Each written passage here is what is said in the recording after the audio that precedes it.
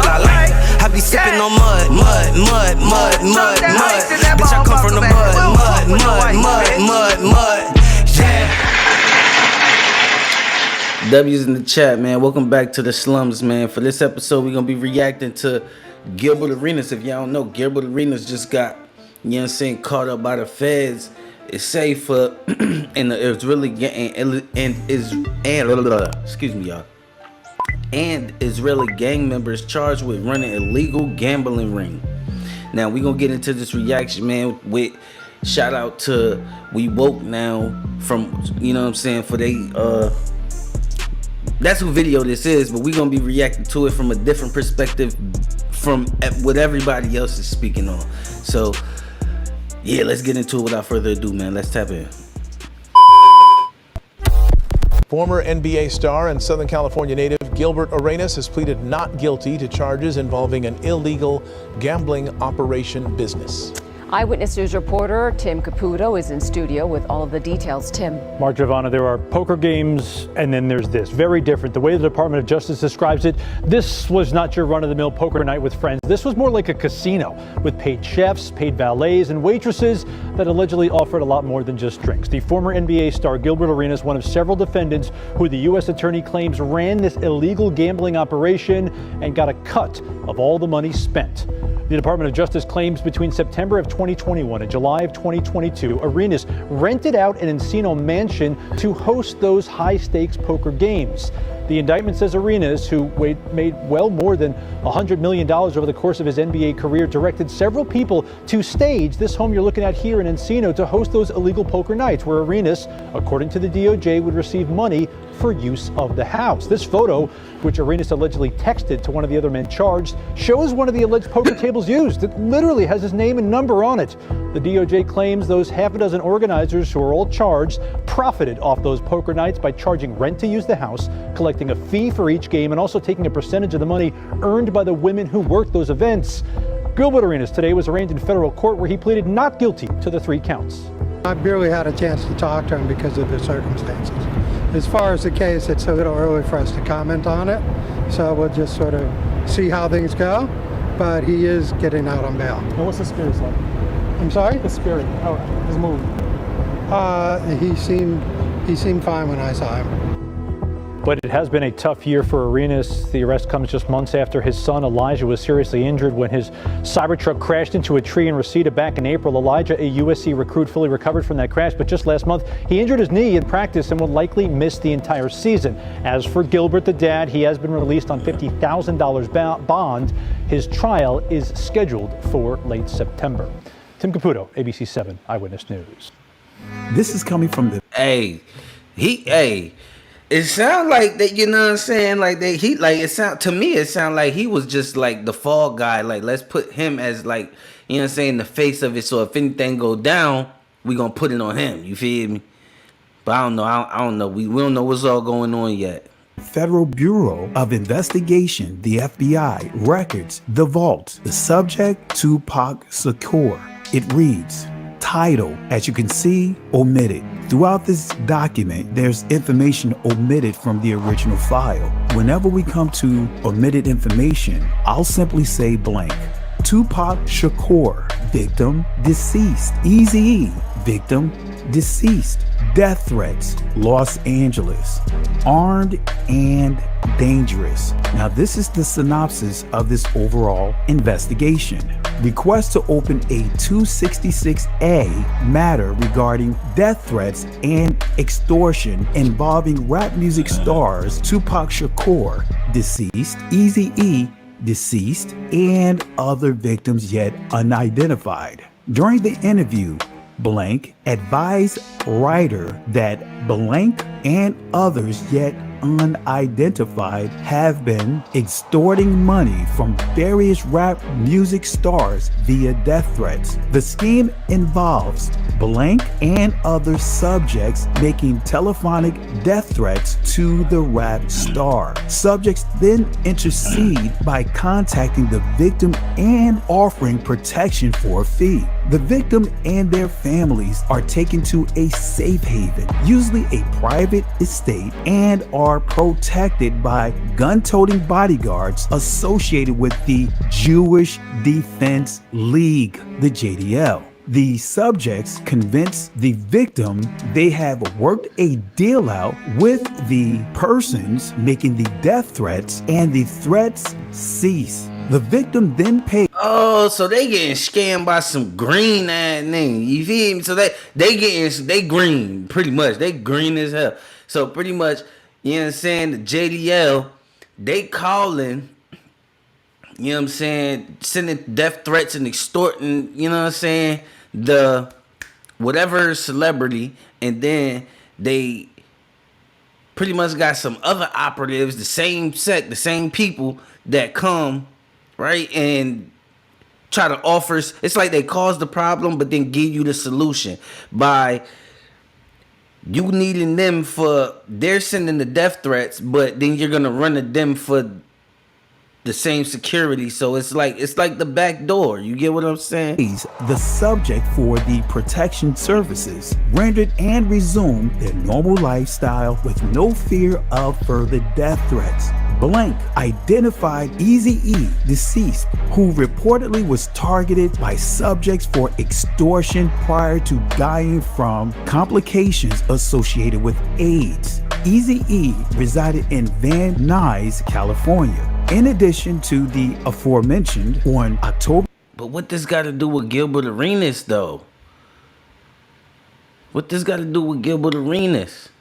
8th, 1996, Detective Blank LAPD and writer interviewed a Los Angeles source of proven reliability concerning the ODEH bombing matter. During that interview, source corroborated the above information. According to source, Blank reportedly enlists the services of one Blank, not further identified at this time, whom source described as a caper or ambulance chaser to assist with the extortion scheme. Source stated that Blank used this same scheme when he would rip off drug dealers. Source stated that monetary amount being extorted is in the $50,000 range. Writer is familiar with captioned subjects as their names have surfaced in the ODEH investigation, and also a case captioned Jewish Defense League.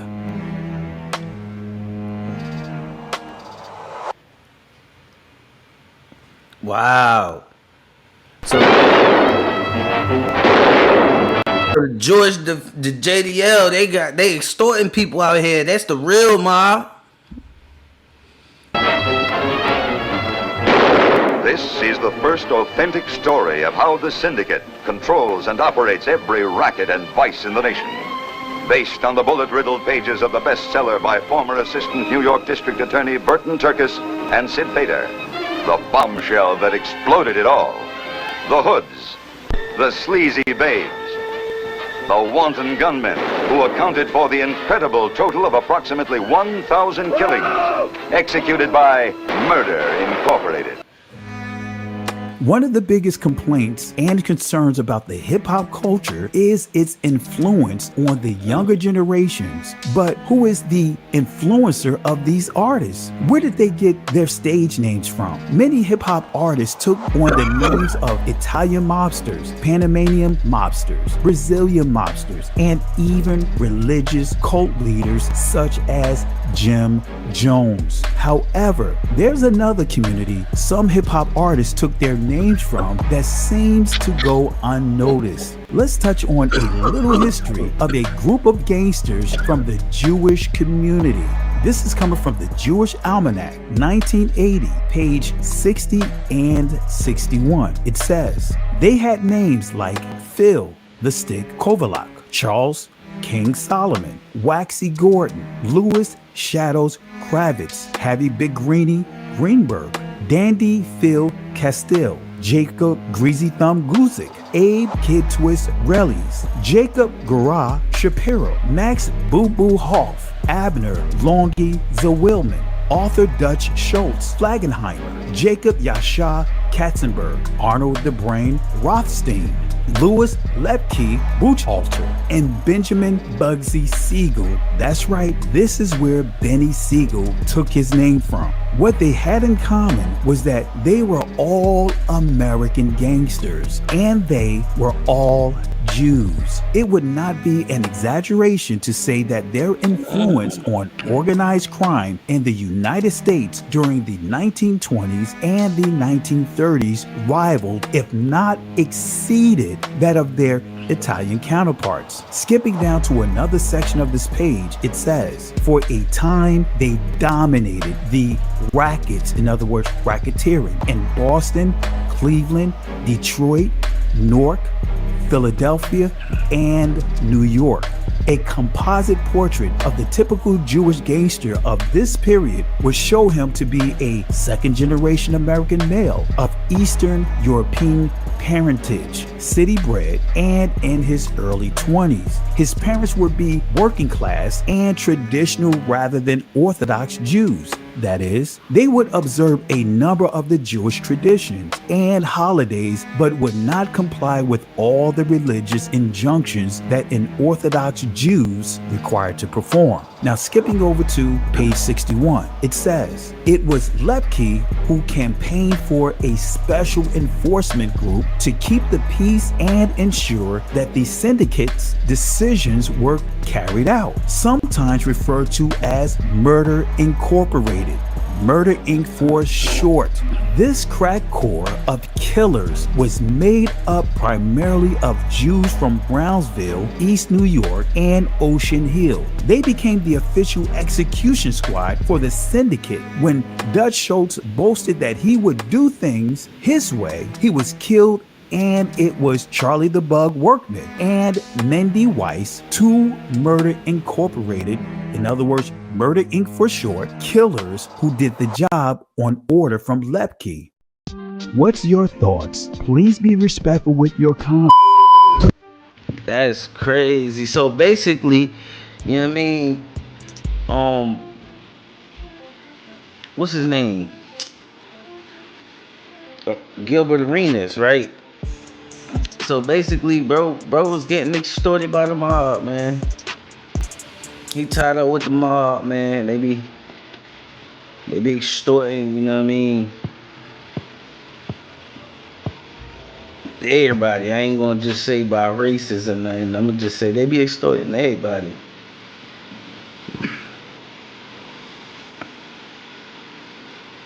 I don't know. I could go deeper into this, but I ain't finna go deeper into it because, you know, we ain't trying to offend nobody. But dang, Gilbert Arenas, now he going down, you feel me? Because he got to be the face behind Jewish mob. And what they, you know what I'm saying, for what they done did as far as the gambling ring. And I think I even heard stuff about human trafficking in there, but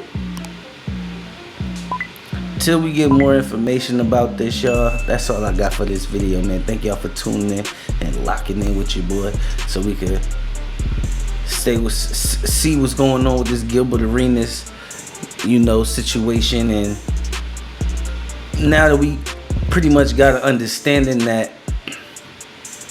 they're gonna probably try to put him out like, you know, like he a criminal, like he just, you know, because he black, he just got a natural innate habit of just living a criminal lifestyle, which I'm glad we got this perspective so we can understand that, you know, it's really like the mob, man, that really, you know what I'm saying, that put people in situations, you know what I'm saying, where they ain't got no choice, you know, get down and lay down. But, you know, till next time, y'all, I'm out. Me and money, that's just what I like. I be sipping on mud. Bitch, I come from the mud.